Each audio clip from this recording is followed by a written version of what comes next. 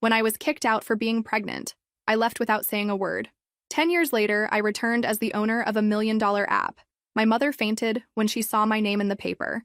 My name is Melissa Anderson, and I'm 34 years old. I'm sitting here staring at the front page of the Boston Globe where my face appears next to the headline, Former Outcast Transforms Prenatal Care App into $75 million Empire. 3 hours ago, I received a call from my cousin Jenna. Mel, your mother fainted when she saw the newspaper. They called you a tech genius who overcame family abandonment. Everyone's calling. I didn't cry. I didn't celebrate. I simply hung up the phone, sat in my corner office overlooking the Boston skyline, and thought about how exactly 10 years ago, I was kicked out of my home with nothing but a suitcase and a positive pregnancy test. You have 24 hours to leave this house, were the last words I heard from my mother. I didn't beg. I didn't shed a tear in front of her. I just nodded, went upstairs, packed my bags, and left without saying a word. Today, I'm not just telling my story.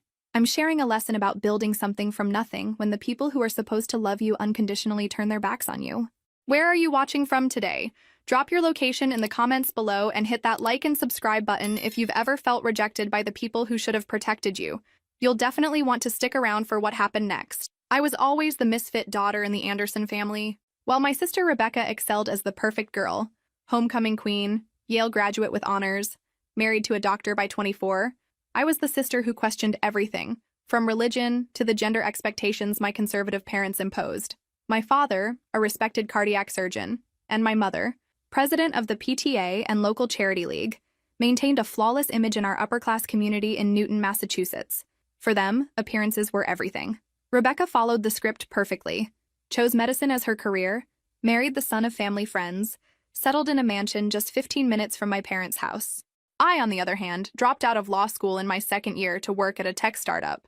It's just a phase, my mother would say at social gatherings. She'll go back to school when she gets tired of this computer game. I remember the Christmas party of 2013 when my father raised a toast to our Rebecca, who just got accepted into Harvard's neurosurgery residency program.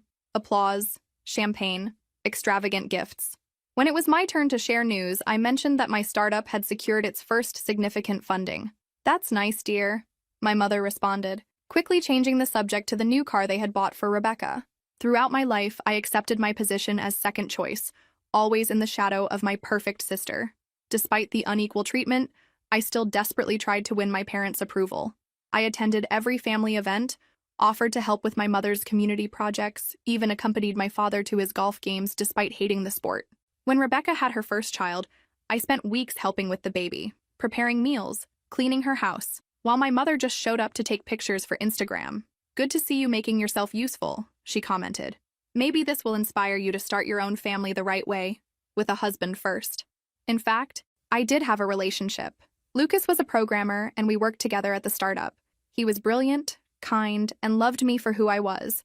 I introduced him to my family just once, during a disastrous dinner where my father barely spoke to him, and my mother made indirect comments about men with real jobs. Lucas left devastated, and I never invited him to family events again. Still, I kept trying. When my parents celebrated their 35th wedding anniversary, I organized and paid for a lavish surprise party that consumed 3 months of my salary. I invited all their friends, planned every detail. At the end of the night, my mother hugged Rebecca and said, "Sweetie, you always know exactly how to make us happy." Rebecca hadn't even helped with the preparations. I swallowed the lump in my throat and smiled. Living in the shadow of perfection was suffocating, but I kept pushing forward.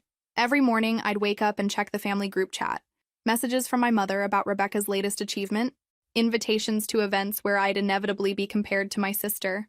I showed up anyway, smiling through the pain, accepting the backhanded compliments. "At least you're doing something with those computer skills," my father would say, as if running a promising tech startup was a hobby, not a career. The startup was my escape. Between lines of code and investor meetings, I found my voice. Our app helped small businesses track inventory efficiently. Nothing revolutionary, but solid.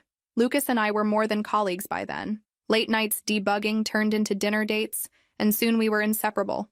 "You're brilliant, Mel," he'd tell me when I solved a particularly challenging problem. "Your parents have no idea what they're missing." I believed him sometimes, but years of conditioning are hard to break. For my 24th birthday, my parents gifted Rebecca a spa weekend for all her hard work with the children. I received a gift card to a department store with a note suggesting I buy some professional clothes for when you decide to get a real job. I tucked the card into my wallet and thanked them politely. That night, Lucas took me to dinner at a small Italian restaurant. "I have something for you," he said, sliding a small box across the table. My heart skipped. Was this it? The proposal that might finally make me acceptable in my parents' eyes? Inside was a delicate silver bracelet with a small computer chip charm. "Because you're changing the world, one line of code at a time," he explained. I wore it everywhere. It became my talisman, a reminder that someone valued my mind, my work, my true self. 2 weeks later, everything fell apart. Our main investor pulled out unexpectedly. The startup was hemorrhaging money. Lucas and I were working 18-hour days trying to save it, snapping at each other from stress and exhaustion. "Maybe we should take a break," he suggested one night, after a particularly heated argument about our coding architecture. "Just until things stabilize." I agreed, too tired to fight. What was one more rejection? Anyway, the next morning, I woke up feeling strange. My period was 2 weeks late, but I'd attributed it to stress. Now, a new possibility dawned on me. The pregnancy test took 3 minutes to develop. 3 minutes that stretched into eternity. When the 2 pink lines appeared, clear and undeniable, I sat on the bathroom floor for hours, my mind racing through scenarios, none of them good. Lucas and I were on a break. The startup was failing. My apartment lease was ending in 2 months. And my family? My family would see this as the ultimate confirmation of my failure. For one shameful moment, I considered not telling anyone, just handling it quietly, alone. Then I thought about the child growing inside me. My child. Would I pass down the same conditional love I'd grown up with? No. This baby deserved better. I deserved better. I spent the weekend researching options, calculating finances, making plans. By Sunday evening, I had a decision. I would have this baby, with or without Lucas, with or without my family's support. But first, I needed to tell them. I chose Sunday evening, knowing my parents would be home after church. I drove the familiar route to Newton, rehearsing what I'd say. I wasn't asking for money or a place to stay, just support, understanding, the bare minimum a daughter should expect from her parents. I was naive. My mother opened the door, surprise flickering across her perfectly made-up face. "Melissa, we weren't expecting you. Rebecca and the family just left. Of course they'd had a family dinner without me." I swallowed the hurt, adding it to the mountain I'd accumulated over the years. "Can we talk?" I asked, my voice steadier than I felt. "Your father's watching the game, but come in. Do you want some leftover pie? Rebecca made it. It's divine." I followed her into the immaculate kitchen, declining the pie. My stomach was already in knots. "Mom, I need to tell you and Dad something important," she sighed, glancing at her watch. "Is this about the startup? I told you those tech things are unpredictable. You should have stayed in law school. It's not about the startup. It's personal. Can you get Dad, please?" Something in my tone must have registered, because she didn't argue. Minutes later, we sat in the formal living room, the room reserved for important guests and serious conversations. "Well?" my father asked, clearly annoyed at missing his game. "What's so urgent?" I took a deep breath. "I'm pregnant." The silence that followed my announcement was deafening. My mother's face froze in a mask of horror, while my father's complexion darkened to a dangerous shade of red. "You're what?" he finally growled, his voice low and controlled. "I'm pregnant, about 6 weeks along." My hands were trembling, but I kept them folded tightly in my lap. "And the father?" My mother's voice was brittle, like thin ice about to crack. "Lucas, we're taking a break right now. The startup isn't doing well." My father stood abruptly, looming over me. $250,000. That's how much your law school education cost before you dropped out. And now this? The specific amount hit me like a slap. He'd never mentioned the cost before. But of course he'd been keeping track, tallying my failures. "I didn't come here asking for money," I said quietly. "I just thought you should know." My mother finally unfroze. "Know what exactly? That you've been irresponsible? That you're throwing away what's left of your future? That you're bringing shame to this family?" I'd expected disappointment, maybe even anger, but the venom in her voice shocked me.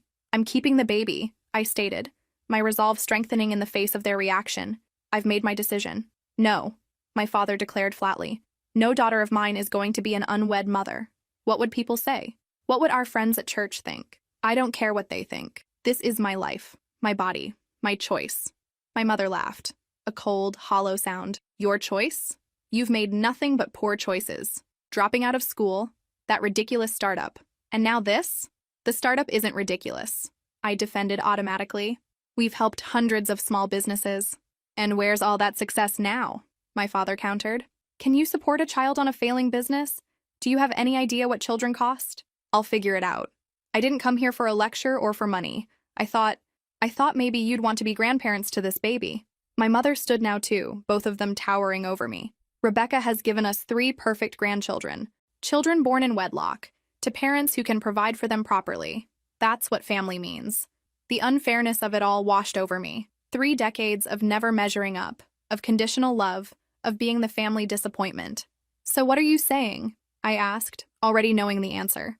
My father looked at my mother, some unspoken communication passing between them. Then he turned to me, his expression hardened. You have 2 options, Melissa. You can fix this situation discreetly. We know doctors who can help. His meaning was unmistakable. Or what? My voice was barely a whisper now. Or you can leave this house and this family, my mother finished. We won't support this decision. We won't witness you destroying your life and embarrassing this family. I stared at them, these strangers who had raised me. You'd disown your own daughter? Your own grandchild? You're disowning yourself with these choices. My father replied coldly. You have 24 hours to decide. Either way, I want you out of this house by tomorrow night. I didn't cry. I didn't scream. I didn't beg. Something hardened inside me at that moment. A seed of determination taking root. I don't need 24 hours, I said, rising to my feet.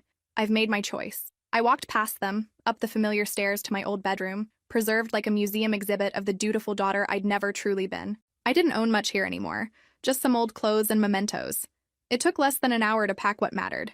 When I came downstairs with my small suitcase, they were waiting by the door. My mother held out an envelope. Take it, she said tersely. It's enough to take care of things, if you change your mind. I didn't take the envelope.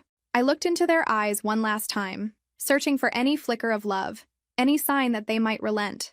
There was nothing. Goodbye, I said simply, and walked out into the cool spring evening, the door closing firmly behind me. In my car, I finally allowed the tears to come. Not for long, just a brief release of pressure.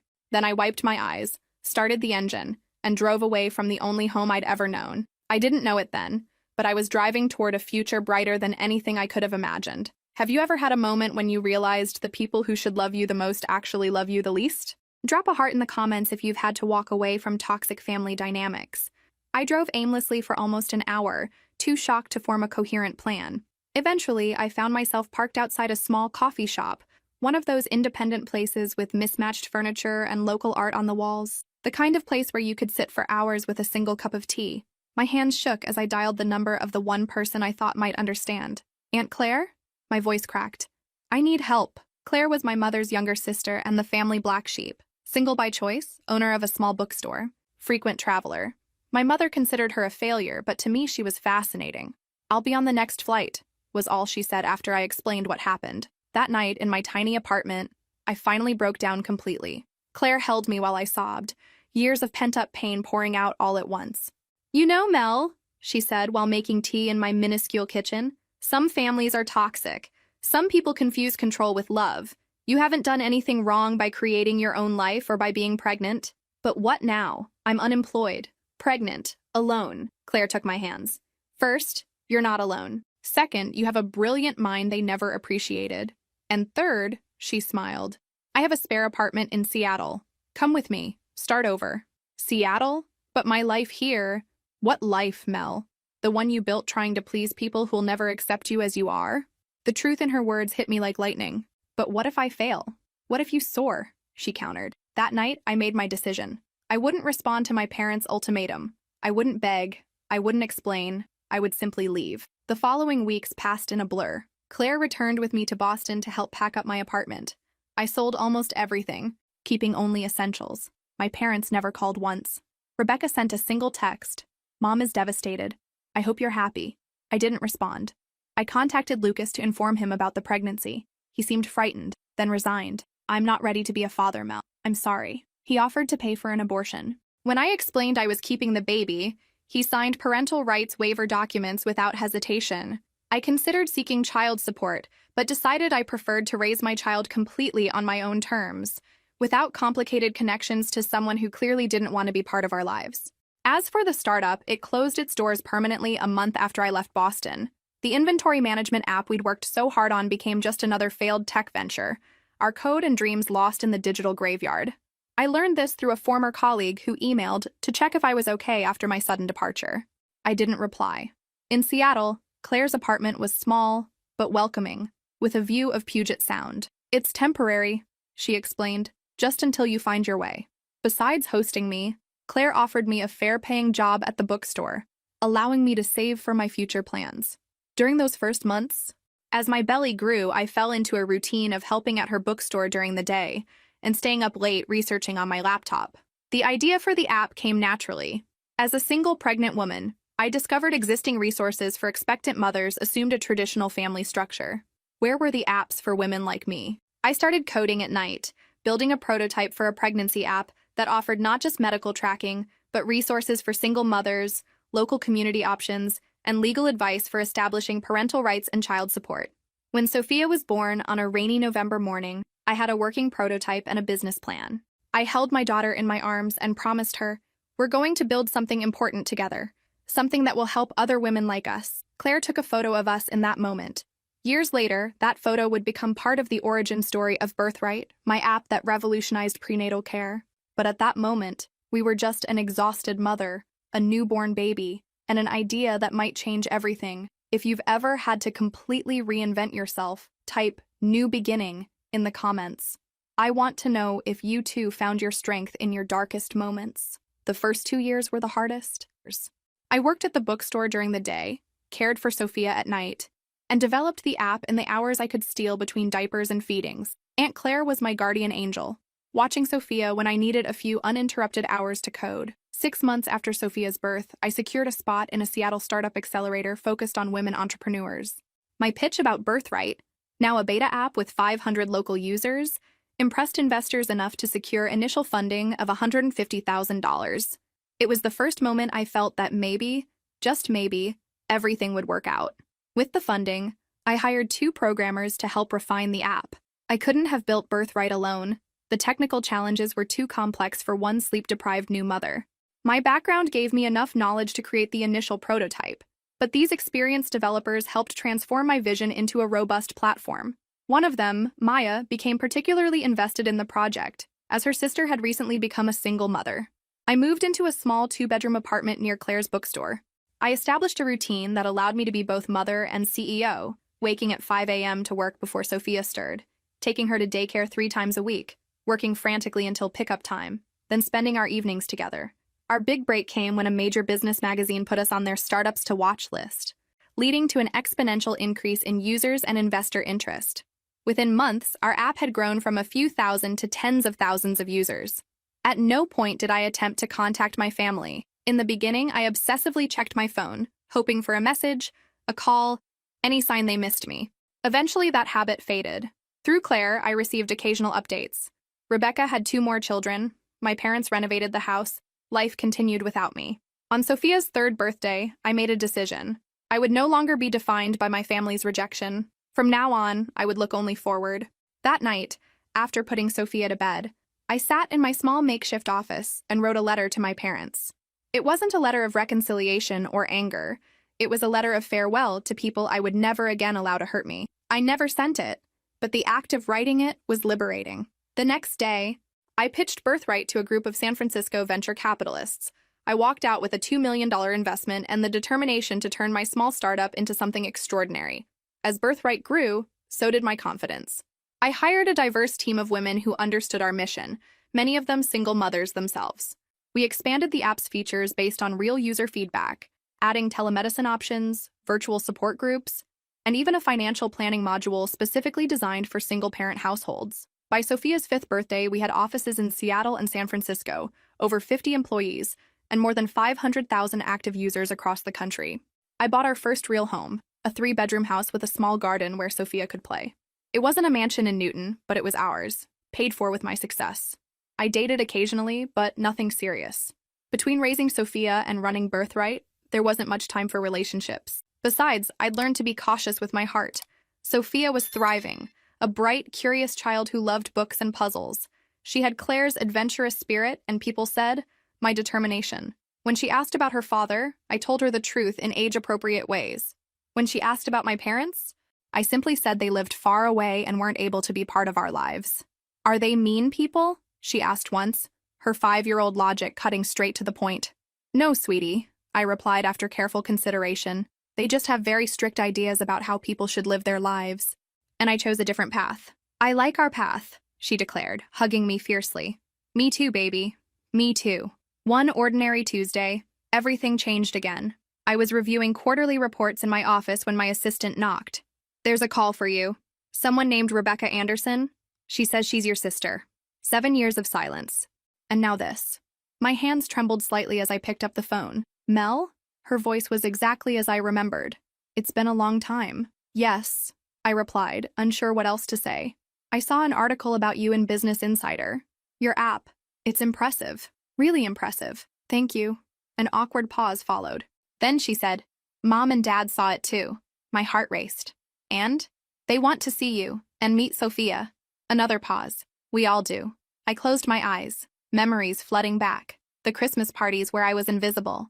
The anniversary dinner where my efforts went unacknowledged. The night they gave me 24 hours to leave. Why now, Rebecca? Is it because I'm successful? Because the article mentioned a recent funding round of $30 million?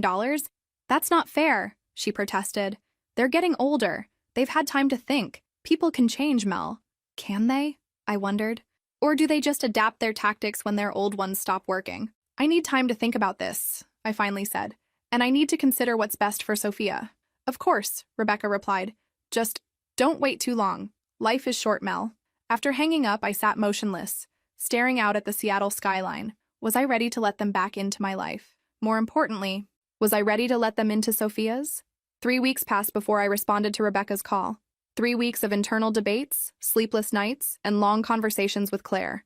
They don't deserve your forgiveness, Claire said over wine one evening after Sophia was asleep. Maybe it's not about what they deserve, I replied. Maybe it's about what I need, what Sophia might need. And what's that? I swirled the wine in my glass, watching the burgundy liquid catch the light. Closure, maybe, or setting a different example for Sophia about dealing with difficult people. Just be careful, Mel. Leopards rarely change their spots. I called Rebecca on a Sunday evening, when I knew my parents would likely be home. I'm willing to consider a visit, I told her, but I have conditions. Sophia comes first. Any sign of rejection or judgment toward her and we're gone. No second chances. That's fair, Rebecca agreed quickly. When can you come? As fate would have it, I was scheduled to speak at a major tech conference in Boston in 2 months. Early June, I said. We'll stay at a hotel, not at the house. Mom and Dad won't like that, Rebecca warned. That's non-negotiable. This isn't a family reunion, Rebecca. It's a carefully controlled experiment. The weeks leading up to the trip were a whirlwind. Birthright secured another major investment, bringing our valuation to $75 million. We launched in 2 additional countries. I hired a COO to handle daily operations, giving me more flexibility for the future. Through it all, I prepared Sophia carefully for the meeting. At 9 years old, she was perceptive and curious about the grandparents she'd never met. Why haven't they wanted to meet me before? She asked one night as I tucked her in. The question broke my heart. How do you explain conditional love to a child who's only known acceptance? Sometimes adults make mistakes, sweetheart. Big mistakes that take a long time to fix. Your grandparents made a mistake with me when you were in my tummy, but now they want to try again. Will they like me? The vulnerability in her voice made my chest ache. Everyone who meets you loves you, Sophia. But even if they aren't perfect, I want you to know that's never your fault. Understand? She nodded, absorbing my words with wisdom beyond her years. The day before our flight to Boston, I received a call from an unknown number. Melissa? It's Dr. Shapiro. I was your pediatrician when you were a child. Surprised, I responded, Dr. Shapiro, how did you get my number? Your mother gave it to me. Apparently, she got it from your assistant when she was organizing your visit. I made a mental note to have a serious conversation with my team about privacy protocols. She's organizing a welcome dinner for you and Sophia, at the church. I froze. At the church? What dinner? The welcome reception, to celebrate your return to the family. Your mother invited the entire congregation. Everyone's so excited to meet your daughter. The tone in his voice when he said daughter told me everything I needed to know. This wasn't a reconciliation. It was a spectacle. A chance to show how generous they were in accepting back the prodigal daughter and her illegitimate child. Dr. Shapiro, I never consented to this. I knew nothing about any reception. Oh, he seemed genuinely surprised. Your mother implied it was all arranged, said you had finally come to your senses. After hanging up, I immediately called my mother. A church reception? Seriously, Mom. I thought you'd be pleased. She responded defensively. I'm showing everyone we're accepting you back. Accepting me back? Like I'm the one who did something wrong? And exposing Sophia to a circus where everyone will look at her like some kind of curiosity? You're overreacting as always. It's just a dinner to celebrate the family reuniting. No, it's you trying to control the narrative, turning our story into something that makes you look like the forgiving mother, not the one who threw out her pregnant daughter. So you're not coming? Her voice took on that familiar tone of calculated disappointment. I took a deep breath. We're coming to Boston as planned. We'll meet you, Dad, and Rebecca for a private lunch. No church, no community, no spectacle, just family. If that's not acceptable, then we won't see each other. The silence on the other end of the line was deafening. I'll cancel the reception, she finally said, her voice cold. But your father will be very disappointed. He'll survive, I replied. Just like I did. What do you think will happen when Melissa finally faces her parents after all these years? Share your predictions in the comments. The tech conference was a success. I presented Birthright's new telemedicine feature to a packed room, and the feedback was extraordinary. Several tech publications requested interviews, including the Boston Globe. The following day, we met my family for our agreed-upon lunch. It was surreal seeing my parents again after 7 years. My father looked older, his hair completely gray. My mother was the same, perfectly groomed, controlled smile. Rebecca seemed nervous, fidgeting with her napkin. Sophia, dressed in her favorite blue dress, clutched my hand tightly. So, my father said after initial greetings, we hear your app is doing well. Birthright, I corrected. Yes, we're valued at $75 million now. We just closed our Series B. He nodded, clearly impressed despite himself. And this must be Sophia, my mother said, looking at my daughter with an expression hard to read. She looks like you when you were small. Nice to meet you, Sophia said politely, exactly as we had practiced. The conversation proceeded tensely. Surface questions, cautious answers. No one directly mentioned the past until my mother said, "We're so happy you finally decided to let us back into your life, Melissa. These years have been difficult for all of us." I set my fork down. Let's be clear about something. I didn't keep you out. You threw me out when I was most vulnerable. You never tried to find me. You never asked about your granddaughter. You only reached out when you learned about my success. That's not fair, my father interrupted. You knew where to find us. Yes, in the same house you kicked me out of. The place where you told me my pregnancy was an unacceptable shame to the family. Rebecca intervened. Can we leave the past behind? For the children's sake? My kids should know their cousin. I looked at Sophia, who was watching the conversation with attentive eyes. I'd love for Sophia to know her cousins, but I won't pretend nothing happened. If we're going to rebuild any kind of relationship, it needs to be based on truth. What truth do you want, Melissa? My mother asked, visibly irritated. That you got pregnant out of wedlock? That you abandoned your education? That you ran away instead of facing your responsibilities? Catherine, my father warned, nervously glancing at nearby tables. I took a deep breath. The truth is that you conditioned your love, and the truth is that I don't need it anymore. I came here today to give Sophia a chance to know her extended family, but I see that was a mistake. I began gathering my purse, ready to leave, when my father spoke. Wait, please. Surprisingly, his eyes were moist. I'm proud of what you've built, he said, his voice low. And I'm sorry, truly sorry. We reacted badly. I reacted badly. My mother looked shocked at his admission. Thank you, I replied, not knowing what else to say. Can we try again? He asked. No expectations, no judgments, just getting to know our granddaughter? I looked at Sophia, who nodded almost imperceptibly. Maybe, I answered, but on our terms, not yours. The Boston Globe article was published the next morning. From outcast to revolutionary, how Melissa Anderson transformed personal trauma into a $75 million tech empire. The article detailed my journey, from being thrown out of my home while pregnant to creating Birthright, now used by over 2 million women in 6 countries. The reporter had done his homework, discovering the connection to the prominent Anderson family of Newton. Sources reveal that the entrepreneur was rejected by her conservative family when she became pregnant out of wedlock at 24, building her tech empire without any family or financial support. When my cousin called to tell me about my mother fainting at seeing the newspaper, I felt no joy or vindication, just a strange sense of closure. 3 years after that tense lunch, things were different. We weren't a perfectly reconciled family like in the movies. The wounds were too deep for that. But there was a new equilibrium. Sophia, now 12, visited her grandparents occasionally, always with my supervision. My father had made a genuine effort to know her, taking her to the park and reading stories. He also finally transferred that fund he had mentioned, turning it into an education savings account for Sophia. My mother tried, in her limited way. Rebecca and I exchanged messages regularly, and her children adored their tech cousin, who knew everything about computers. Birthright continued to grow. We recently launched a scholarship program for single mothers seeking education in technology. The first class of 50 women would start next semester. Sophia loved visiting the office and helping the design team. Aunt Claire moved to San Francisco to be closer to us, running a new branch of her bookstore. She remained my rock, my chosen family. As for Lucas, Sophia's biological father, he never reached out again, an absence that, ironically, gave us freedom to forge our own path. Sophia sometimes asked about him, and I was honest. Within what's appropriate for her age, perhaps one day she'll want to meet him. If that time comes, I'll support her decision. Sometimes people ask if I've forgiven my parents. It's a complicated question. I no longer carry anger or resentment. That would be like carrying a heavy stone that only hurts myself. But I haven't forgotten either. The scars remain, reminders of the lessons I've learned. That family is more about actions than blood. That rejection can be the most powerful redirection in life. That our worth never depends on others' approval.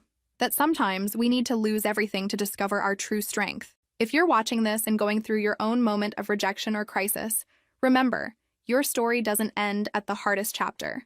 What seems like your ending might just be the beginning of something extraordinary. I'm Melissa Anderson. I was kicked out for being pregnant. I left without saying a word.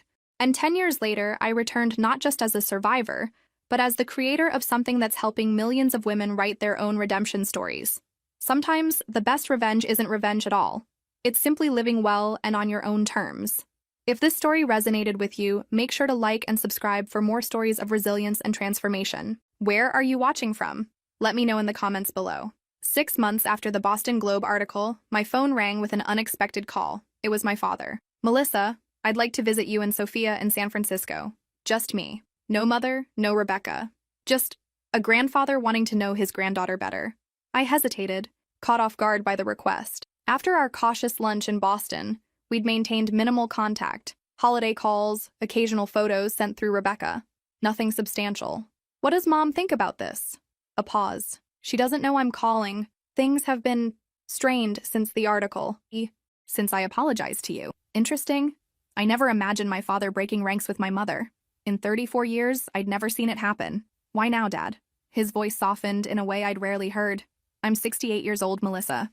I've spent my life defining success by appearances, by what others think. The heart surgeon with the perfect family, the community leader, the success story." He took a breath. "And where has it gotten me? A daughter who rightfully wants nothing to do with me. A granddaughter I barely know. A marriage that's more performance than partnership."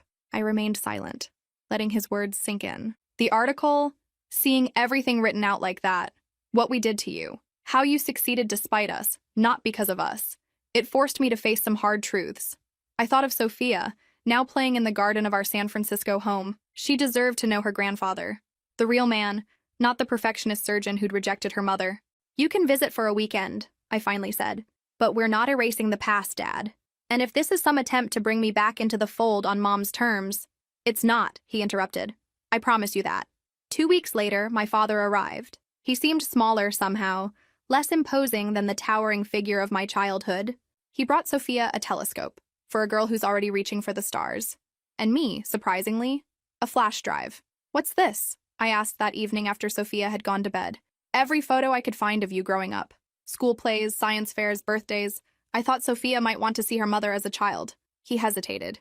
"And I thought you might want proof that you weren't always invisible to me." I plugged it into my laptop, and there I was, gangly and serious at my 8th grade science fair, where I'd built a functioning solar panel. My father stood beside me, his hand on my shoulder, pride evident in his expression. "I don't remember you being there," I said quietly. "I left work early. Your mother said it wasn't necessary, that it was just a science fair, but I wanted to see what you'd built." Another photo showed me at 16, receiving a coding award. Again, my father in the background. "You were always extraordinary, Melissa. I just didn't know how to nurture it. How to nurture you." "Why not?" The question that had haunted me for decades. He stared into his whiskey glass. $4,300. "What?" "That's what my father had in his bank account when he died. $4,300 after 45 years working in a factory. He was brilliant, could fix anything, build anything, but he never had opportunities. When I got into medical school, he took a second job to help pay for it. I'd never heard this story before. I promised myself my children would never worry about money or status, that they'd have every advantage. Somewhere along the way, that turned into rigid expectations, into measuring success by external validation. He looked up at me, into valuing Rebecca's predictable achievements over your innovative spirit. And Mom? Your mother came from money but not respect. Her family had wealth but no standing. Marrying a doctor gave her the social position she craved. She spent her life terrified of losing it. It didn't excuse what they'd done, but it helped me understand the complex machinery that had shaped my childhood. The weekend passed quickly. My father and Sophia connected over her collection of minerals and his knowledge of geological formations. I watched them from a distance. This new version of my father, patient, attentive, genuinely interested. On his last evening, as Sophia showed him her latest coding project on her kid-friendly laptop, he turned to me with tears in his eyes. She's extraordinary, just like her mother. Yes, she is, I agreed. I've made a decision, he said later, after Sophia went to bed. I'm retiring from surgery. I've given the hospital my 6-month notice. Because of your hand tremor? I'd noticed it throughout his visit. He looked surprised. You saw that? I see everything now, Dad. He nodded. Partly the tremor, partly, I want different things now. Time, not prestige. Connection, not approval. And Mom? We'll see. For the first time in 40 years, I'm making choices without considering her reaction first. It's liberating. When he left the next day, Sophia hugged him tightly. Will you come back, Grandpa? As often as your mother allows, he replied, looking at me. I nodded. We'll work something out. As his taxi pulled away, I felt something shift inside me. Not forgiveness exactly, but a softening, a recognition that people can change, even after decades of rigidity. That night, I received a text from my father. Thank you for giving me a second chance I don't deserve. I'm proud of you, Melissa. I always have been, even when I couldn't show it. I showed the message to Claire during our weekly video call. Do you believe him? She asked. I believe he wants to change. Whether he can sustain it, especially against my mother's influence, that's another question. And what about Catherine? Any thawing there? I shook my head. Radio silence. According to Rebecca, she's still furious about the article, about Dad's apology, about everything. Are you okay with that? I thought about it, really thought about it. Yes. I've spent my life seeking her approval. I'm done with that now. If she wants a relationship with me and Sophia, she knows what needs to change. Look at you, Claire smiled. All grown up and setting boundaries. I laughed. Only took 34 years and a $75 million company. Better late than never, kiddo.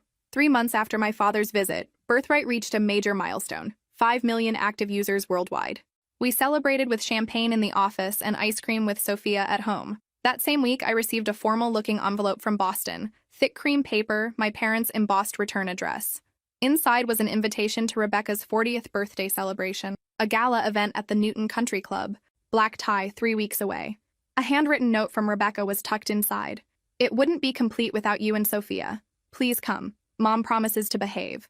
I traced the embossed lettering with my fingertip, memories flooding back of countless society events where I'd felt like an imposter in my own family. The thought of returning to that world made my stomach clench. I called my father, now a more regular presence in our lives through weekly video chats with Sophia. Did you know about this gala? Yes, he admitted. It was your mother's idea, but Rebecca genuinely wants you there. Is it a setup? Mom's chance to parade the prodigal daughter in front of her friends? He sighed. Probably a bit of that, yes. But it's also Rebecca's milestone birthday, and she's been making real efforts, Mel. That was true. Unlike our mother, Rebecca had shown genuine remorse for her role in the family dynamics. She'd sent thoughtful gifts to Sophia, made efforts to introduce her children to their cousin via video calls, forwarded family medical information I might need. I'll think about it, I told him. That night, I discussed it with Sophia. Would I get to meet my cousins in person? She asked, eyes brightening. Through video calls, she'd developed a particular bond with Rebecca's middle child, Emma, who shared her love of science. Yes, and your Aunt Rebecca and grandmother too. What about the mean things Grandma said about me before I was born? I'd been honest with Sophia about our family history in age-appropriate ways. She knew her grandparents had initially rejected her existence, though not the harshest details. People sometimes say mean things when they're scared or angry, I explained. Grandma was very worried about what other people would think. That was more important to her than being kind. That's silly, Sophia declared with 12-year-old certainty. Yes, it is. Very silly.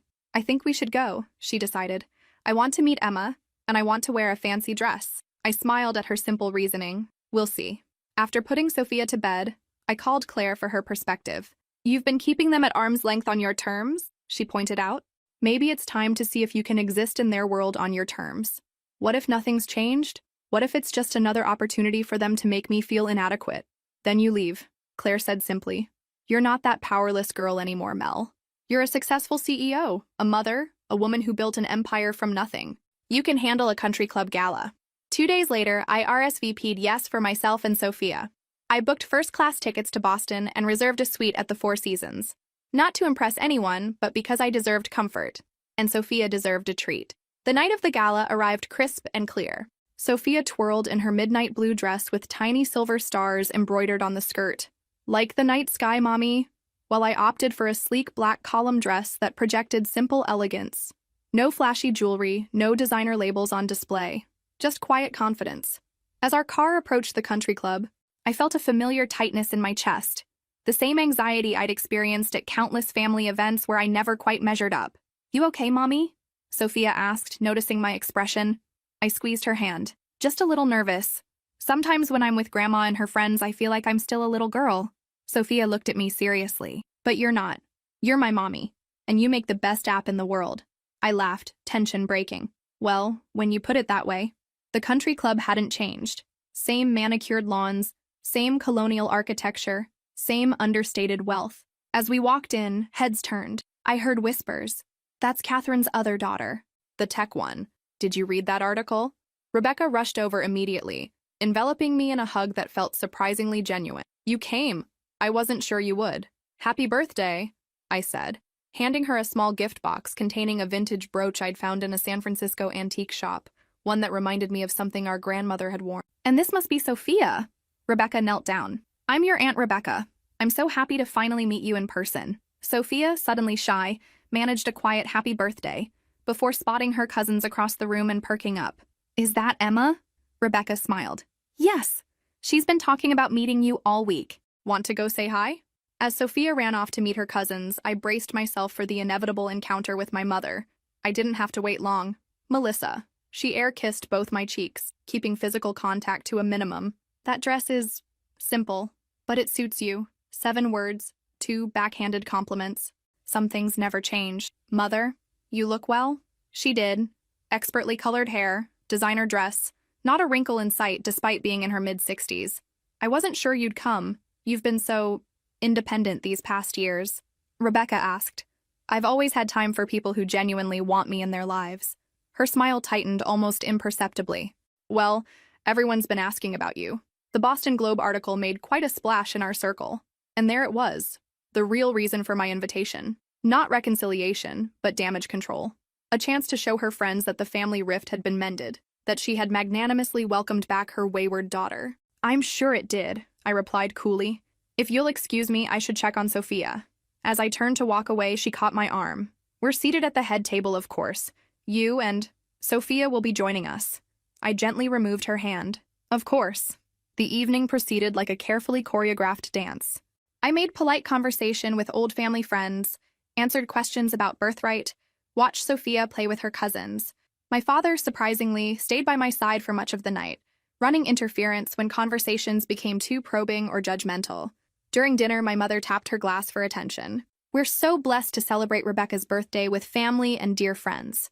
Especially blessed to have our daughter Melissa and granddaughter Sophia joining us from California. Some of you know that Melissa has become quite successful with her technology company. The pause before technology company spoke volumes. We always knew she would find her way eventually, she continued with a tight smile. Family is everything to us Andersons, no matter what. The irony was so thick I could barely breathe. I felt all eyes on me, waiting for my response.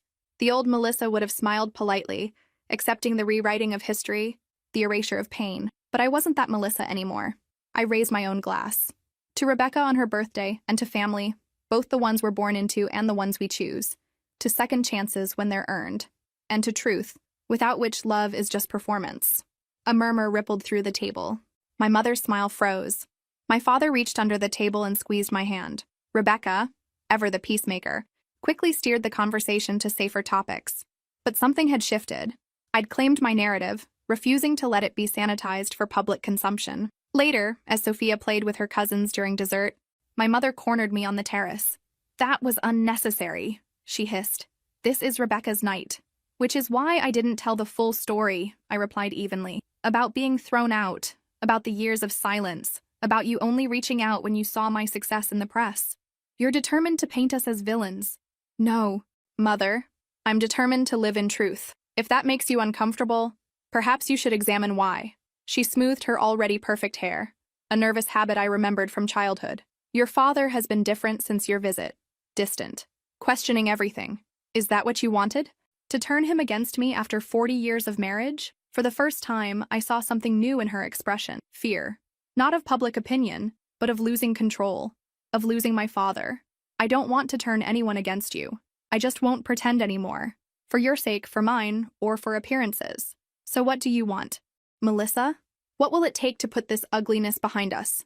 I looked through the terrace doors at Sophia, laughing with her cousins.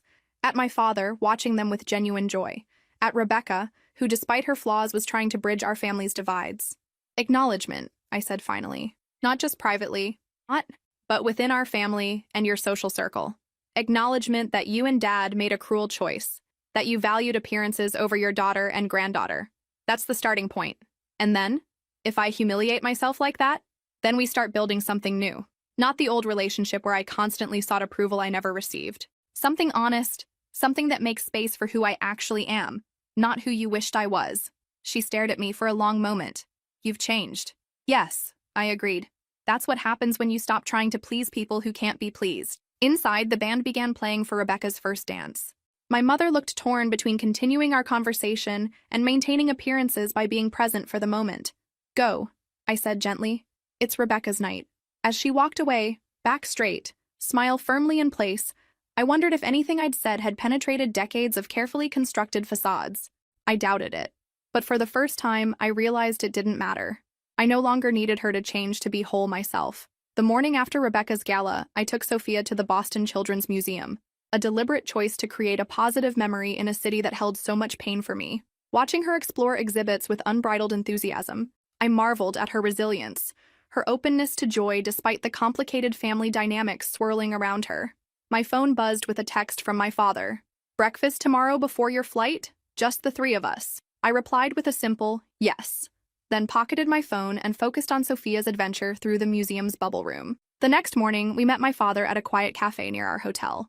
He looked tired, with dark circles under his eyes suggesting a sleepless night. "Everything okay, Dad?" I asked after we ordered.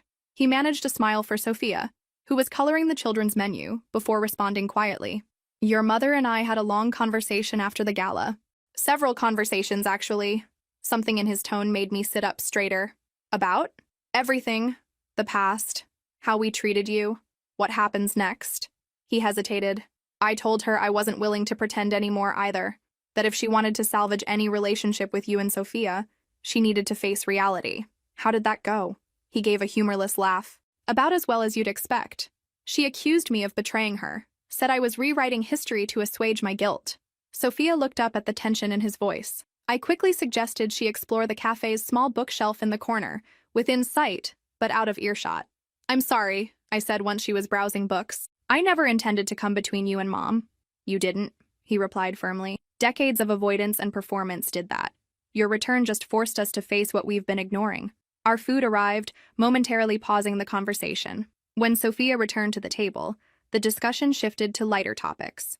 Her school in San Francisco, my father's retirement plans, places in Boston we might visit on our next trip. As we were preparing to leave, my father handed me an envelope. "Don't open this now," he said. "Wait until you're home." The flight back to San Francisco was smooth, Sophia sleeping most of the way after our busy weekend. Back home, after putting her to bed, I finally opened my father's envelope. Inside was a check for $1 million and a letter. "Melissa," it began, "this isn't atonement. No amount could serve that purpose. It's not an investment in birthright. Your company's success is entirely your own achievement. This represents what would have been yours had we supported you from the beginning. Education funds, the trust from your grandparents that we withheld, a decade of birthday and Christmas gifts never given. It's yours without conditions. Use it, return it, donate it. Whatever you choose will be right. I'm making changes in my life that I should have made years ago. Your mother and I are entering counseling. I've stepped down from hospital boards to focus on what truly matters. I've consulted an attorney about ensuring Sophia's place in our will, regardless of what happens between your mother and me. You asked for acknowledgement. I'm starting with this letter, but there will be more. The truth deserves to be spoken, however uncomfortable. With admiration and love that I should have expressed long ago, Dad. I sat with the letter for a long time, emotions washing over me in waves. The check represented a fortune to most people, but its monetary value wasn't what moved me. It was the concrete acknowledgement of wrong, the tangible evidence of change. The next morning, I called him. I got your letter, I said when he answered. And? I don't need the money, Dad. I know you don't, he replied. That's partly why I want you to have it. I thought about what the money could mean, not to me, but to others. I'd like to use it to expand Birthright's scholarship program for single mothers, create the Anderson Family Scholarship. Silence, then a slightly choked response. I'd be honored. 2 weeks later, I received an unexpected email from my mother. No greeting, no pleasantries, just 3 sentences. Your father says I owe you acknowledgement. I should have never given you that ultimatum 7 years ago. I've lived with the consequences of that mistake every day since. It wasn't an apology. It wasn't warm or emotional. But from a woman who had never admitted error in her life, it was seismic. I showed the email to Claire during our Sunday video call. Well, she said after reading it, the Ice Queen has acknowledged that she bleeds. It's a start. Should I respond? What do you want to say? I considered the question carefully. That I appreciate her email. That we have a long way to go. That Sophia deserves better than a grandmother who sees her as evidence of a mistake. Then say that, Claire advised. Directly. Without anger, but without sugarcoating. I did, sending a reply that was equally straightforward. Thank you for acknowledging what happened. I hope this is the beginning of honest communication between us. Sophia and I are open to building a new relationship, but only one based on respect and acceptance. The response came several days later, longer this time, less defensive. She wrote about attending her first therapy session with my father, about reconsidering priorities as they entered their later years, about wanting to know Sophia better. It was stilted, formal, clearly difficult for her to write, but it was genuine. Over the following months, a cautious correspondence developed. I didn't share the intimate details of our lives, but I sent photos of Sophia's science fair project, updates on Birthright's expansion, news of Claire's bookstore opening a 3rd location. My mother responded with equally measured communications, news of Rebecca's children, updates on community changes, hesitant questions about our lives in San Francisco. 6 months after Rebecca's gala, I received another unexpected communication, this time, a formal letter from my parents' church. The pastor wrote that Catherine Anderson had resigned from her position as chair of the women's ministry after 15 years of service. She had, he wrote, expressed a desire to focus on family reconciliation and personal growth. I stared at the letter in disbelief. Nothing, not even my success, not even the Boston Globe article, had shocked me as much as my mother voluntarily relinquishing her position of social power. That evening, she called directly for the first time. You received Pastor Michael's letter? She asked without preamble. Yes. I was surprised. A long pause. It was time for a change. Coming from my mother, this simple statement was revolutionary. Are you okay? I asked, genuinely concerned. Another pause. I'm adjusting. Your father has been supportive. The conversation remained awkward, 2 people feeling their way through unfamiliar emotional territory. But as we said goodbye, my mother said something that left me speechless.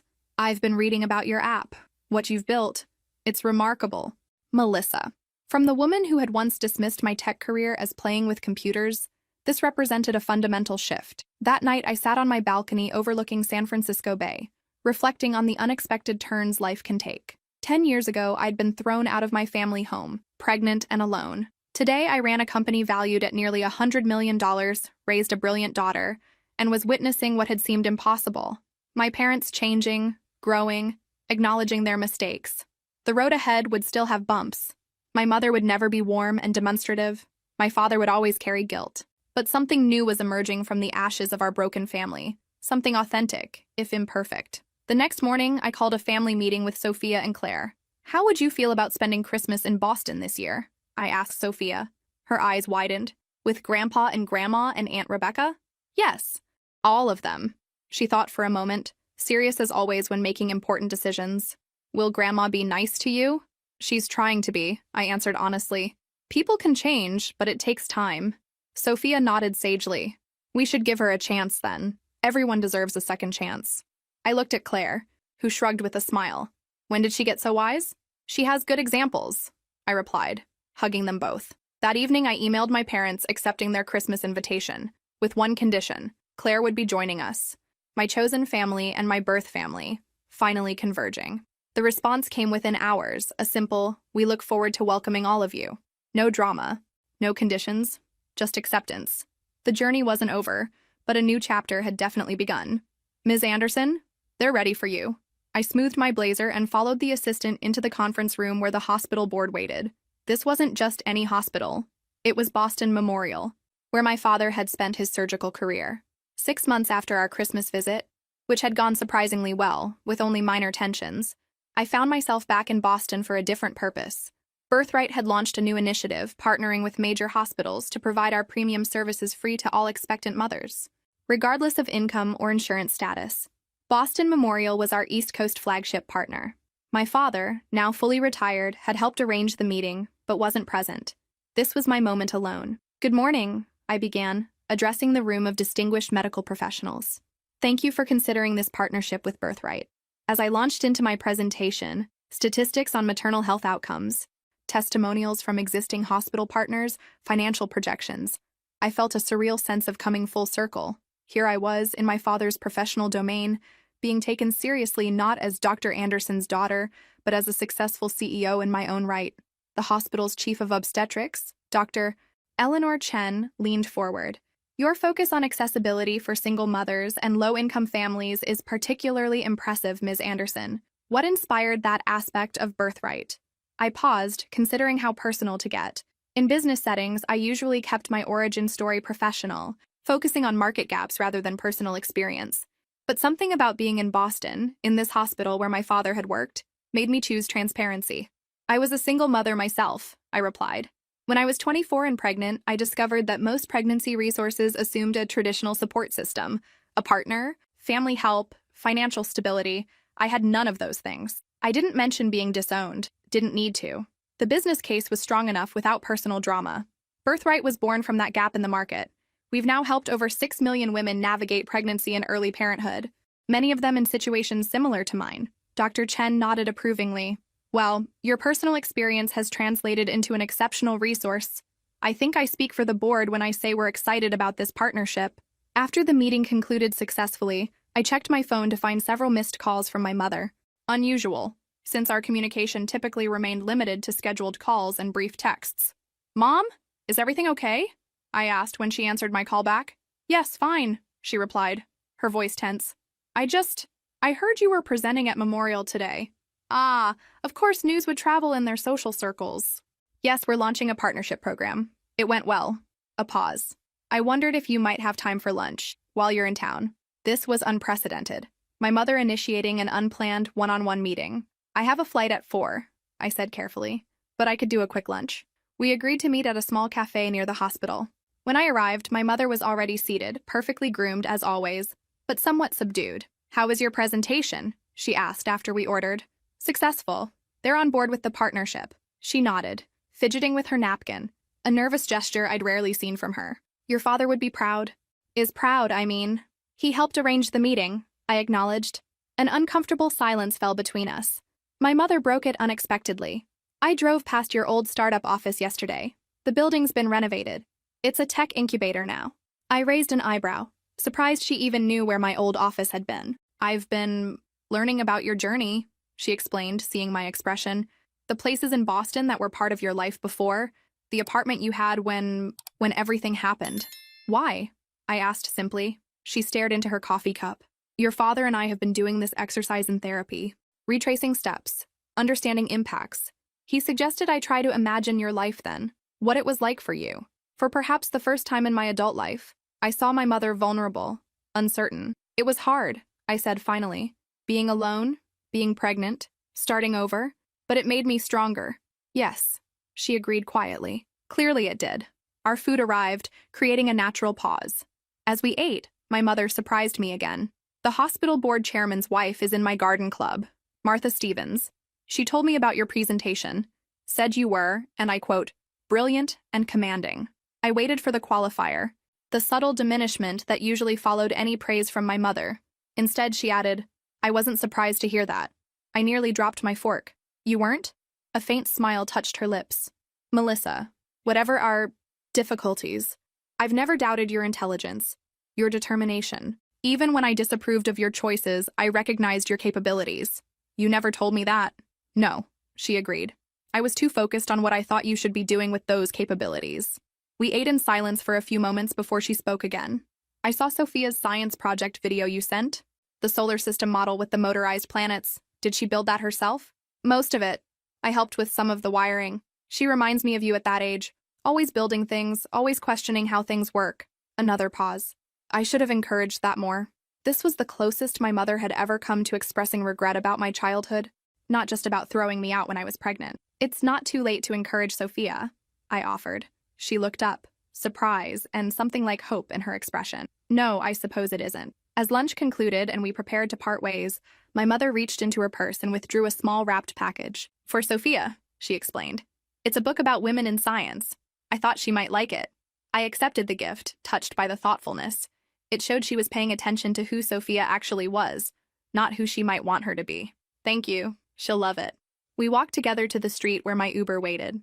Awkwardly, my mother leaned in for a brief hug, our first physical contact beyond formal air kisses in years. Safe travels, she said, stepping back quickly. Mom? I called as she turned to leave. Would you and Dad like to come to San Francisco next month for Sophia's science fair? She'd like you to be there. The invitation surprised us both. But Sophia had indeed asked if her grandparents could attend, and I'd promised to consider it. My mother's composure slipped momentarily, genuine emotion breaking through. We'd like that very much. As my Uber pulled away, I reflected on how much had changed in a year. The woman who had once given me 24 hours to leave her house was now making tentative efforts to understand my life, to connect with my daughter on Sophia's terms, not hers. Change didn't erase the past. The pain of rejection, the years of absence, these weren't negated by recent improvements, but perhaps they could be balanced by something new, something honest. That evening on the flight home, I drafted an email to my leadership team outlining the hospital partnership's next steps. As I worked, a notification appeared, an email from my mother with the subject line, "Thank you." The message was brief. I appreciated our lunch today. I've purchased the books for your guest room in preparation for our visit next month.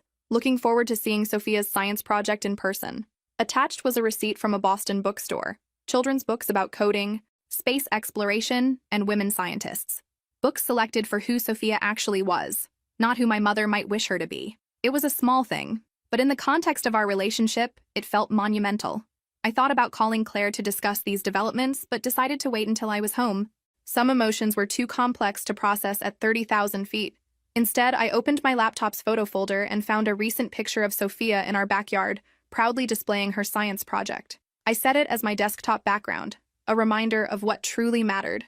Not the past hurts, not the company valuation, but the bright-eyed child who had changed everything. The flight attendant stopped by my seat. Heading home? She asked, noticing the photo. Yes, I replied with a smile. Home to my daughter. The word home felt right in a way it never had in Boston. Home wasn't a place anymore. It was wherever Sophia was, wherever we built our life together. Whatever happened with my parents, with birthright, with any other aspect of my life, that core truth remained unchanged. I closed my laptop and gazed out the window at the sunset, painting the clouds in gold and pink. There was something poetic about flying west, toward home, leaving the East Coast and its complicated history behind. Not forever, but with healthy distance. My phone buzzed with a text from Sophia. Miss you, Mommy. Claire and I made pasta from scratch. When are you coming home? I smiled and typed back, on my way right now. Save me some pasta. Love you more than all the stars. Her reply came instantly. Love you more than all the stars and planets combined. Our little ritual started years ago when she first became fascinated with astronomy. No matter what happened with my parents, with birthright, with any other aspect of my life, this bond, this pure, unconditional love, was the foundation everything else was built upon. As the plane began its descent into San Francisco, I felt a sense of peace wash over me. The journey wasn't over. Family healing rarely happens in neat cinematic moments of reconciliation. It's messy, incremental, often frustrating. But for the first time, I believed we were all moving in the right direction. Mom, they're here! Sophia's excited voice echoed through our San Francisco home as the doorbell rang. I smoothed my dress and took a deep breath, centering myself before walking to the front door. It had been 3 years since that first tense lunch in Boston, 3 years of careful rebuilding, of boundaries tested and respected, of relationships gradually transformed. Today marked a significant milestone. My parents were visiting for Sophia's 12th birthday celebration, not just for a brief appearance, but for a full week's stay in our guest room. I opened the door to find them standing side by side, my father carrying 2 suitcases, my mother holding an elegantly wrapped gift. They looked older, but somehow lighter than in years past, as if they'd set down burdens they'd carried for decades. "Welcome to San Francisco," I said, stepping aside to let them enter. "How was your flight?" "Uneventful?" "Thankfully," my father replied, setting down the luggage to embrace me briefly. My mother handed Sophia her gift before offering me a slightly awkward hug. "The house is lovely, Melissa. Those bay windows get wonderful light." No backhanded compliment, no veiled criticism, just a straightforward observation. Progress, indeed. Sophia bounced on her toes, barely containing her excitement. "Can I show them my room now? And my coding projects? And the office?" I laughed. "Let them settle in first, sweetheart. They've had a long journey."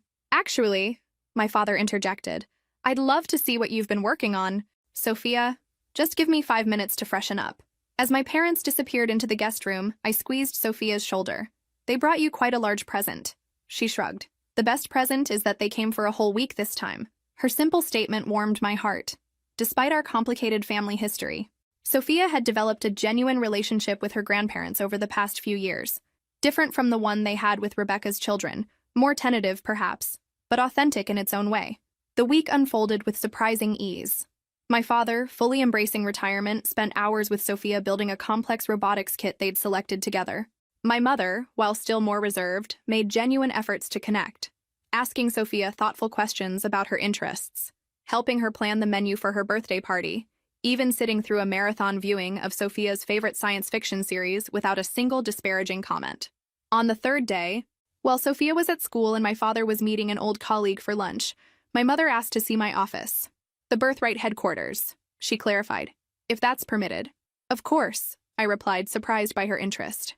"We can go this afternoon." The 30-story glass building that housed Birthright's operations reflected the company's success. Modern, innovative, with spectacular views of the bay.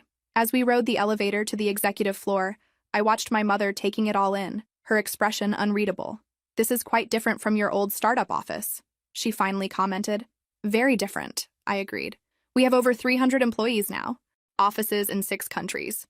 The elevator doors opened to reveal our reception area, where Ariana, my assistant, greeted us warmly. "Ms. Anderson, your 3 o'clock call to reschedule, and the product team needs 15 minutes on your calendar to discuss the new language translation feature." "Thank you."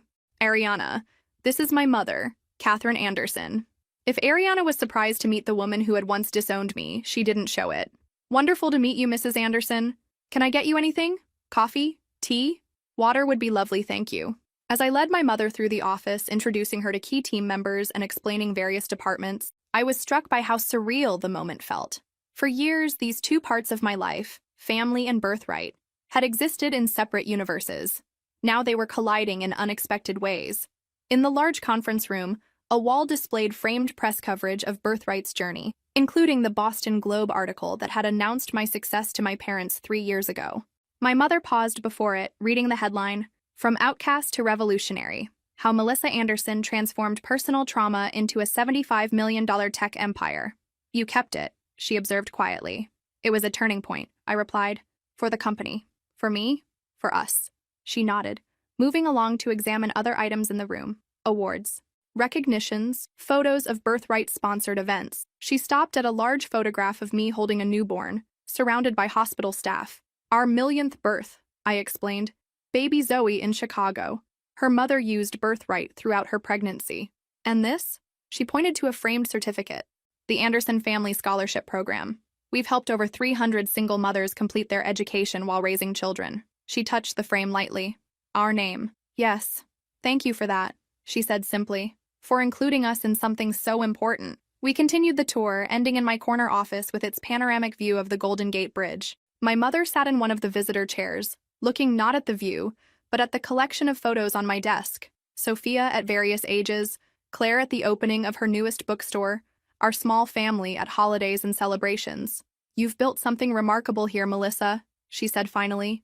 "Not just the company, your life. Thank you. I keep thinking about what might have been different," she continued, her voice taking on an unusual vulnerability. "If we had supported you when you told us you were pregnant, if we had welcomed Sophia from the beginning. We can't change the past." "Mom, no." She met my eyes directly. "But I want you to know that I recognize what was lost, what I threw away. 10 years with my granddaughter. 10 years of your achievements." I sat across from her, letting her words sink in. This was the most direct acknowledgement she had ever offered about the damage her actions had caused. "I appreciate that," I said finally. "Your father adapted more easily than I did," she admitted. "He connected with Sophia immediately. With you, it's been harder for me, I know. I was raised to believe there was only one right way to live, one acceptable path. When you deviated from that," she trailed off, gathering her thoughts. "I thought I was protecting our family's reputation. Now I realize I was just protecting my own rigid worldview." The woman sitting before me seemed almost like a stranger, vulnerable, reflective, honest in a way my mother had never been. "What changed?" I asked. "After all these years?" She considered the question carefully. "Seeing your success was part of it, the article. But mostly," she paused, "mostly it was the realization that I'd lost you, that your father was pulling away too, that my perfect life was empty without genuine connection." She smoothed her skirt, a gesture I recognized from childhood, something she did when emotions threatened to overwhelm her carefully maintained composure. "I'm not good at this, Melissa. Admitting mistakes, showing feelings, but I'm trying to learn. For Sophia, for you, for myself." I reached across the desk and took her hand, a gesture that would have been unimaginable a few years earlier. "That's all any of us can do. Try to be better tomorrow than we were yesterday." That evening, as we celebrated Sophia's birthday with a small dinner party, Claire, my parents, a few of Sophia's close friends and their parents, I watched my mother help Sophia arrange candles on her cake, their heads bent together in concentration. My father caught my eye from across the room and smiled, a silent acknowledgement of how far we had all come. Later, after guests had departed and Sophia had gone to bed surrounded by new books and science kits, I joined my parents on the back deck. The San Francisco night was cool, but not cold, the sky clear enough to see a few stubborn stars fighting through the city's light pollution. "She's extraordinary," my father said, gazing toward Sophia's darkened bedroom window. "Reminds me of you at that age. The curiosity, the determination. She has advantages I didn't," I replied, then immediately regretted the edge in my voice. But my father nodded. "Yes, a mother who supports her unconditionally, who celebrates her exactly as she is." We sat in companionable silence for a while, listening to the distant sounds of the city. "Birthright is opening a research center," I said eventually, "focused on improving maternal health outcomes for underserved communities. We're breaking ground next month." "That's wonderful," my mother said. "Where will it be located?" "Boston, actually. We're partnering with several hospitals there, including Memorial." My father looked surprised. "You never mentioned this." "It's been in development for a while. We wanted everything finalized before making announcements." "Will you be spending more time in Boston then?" my mother asked, trying to sound casual. "Some. Sophia and I will still be based here, but we'll visit more frequently." I hesitated before adding, "She might enjoy spending some of her school breaks with you, if that's something you'd be interested in." The offer hung in the air between us. Not just increased visits, but a suggestion of greater integration of our lives after years of careful separation. "We'd like that very much," my father answered for both of them. "Very much indeed." 10 years ago, I sat in my car outside my parents' house, a positive pregnancy test in my purse, their ultimatum ringing in my ears. I drove away that night believing I had lost everything. Instead, I had found myself, found my strength, my purpose, my voice, created a company that helped millions of women, raised a daughter who knew her worth couldn't be measured by others' approval. And now, in life's strange and winding way, I had found a new relationship with my parents. Not perfect, not without complications, but authentic in a way our old relationship never was. As we sat together under the San Francisco stars, I thought about the many women who had shared their stories with me over the years. Women who used Birthright during their own difficult pregnancies. Women who found themselves alone and scared as I once had been. I had built Birthright to be the support system I'd needed but didn't have. In doing so, I'd created something larger than myself, larger than my personal story of rejection and redemption. "What are you thinking about?" my father asked, noticing my distant expression. "The power of starting over," I replied. "Of building something new from nothing." My mother reached over and squeezed my hand briefly, a small gesture from a woman who had rarely shown physical affection, but meaningful in its spontaneity. "You've taught us about that," she said quietly, "about beginning again when it seems impossible." As the night deepened around us, I felt a sense of completion, not because everything was perfect or because all wounds were healed, but because I had finally stopped defining myself by what I had lost. Instead, I celebrated what I had built: a successful company, a loving home for my daughter, and yes, even this new, honest relationship with my parents. I am Melissa Anderson. I was once kicked out for being pregnant. I left without saying a word. And 10 years later, I returned not seeking approval or validation, but offering the opportunity for a new beginning, on my terms, with my boundaries, from a position of strength rather than need. That, perhaps, is the most powerful revenge of all, living so fully in your own truth that the rejection of others loses its power to define you. If this story resonated with you, make sure to like and subscribe. And remember that your story doesn't end at the hardest chapter. Sometimes that's exactly where the most important part begins.